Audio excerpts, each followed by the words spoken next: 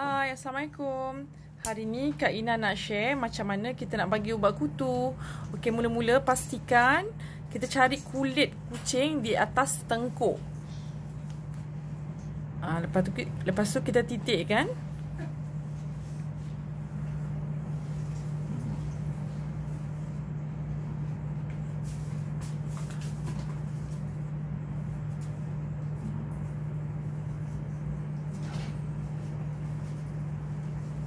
Jangan di atas bulu ya, di atas kulit dia. Ini Kak Ina gunakan ubat kutu jenama apa dia bang? Spot on. Spot on? Advance? Spot on.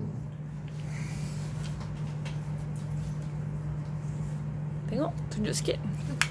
Allah, sorry. Okay.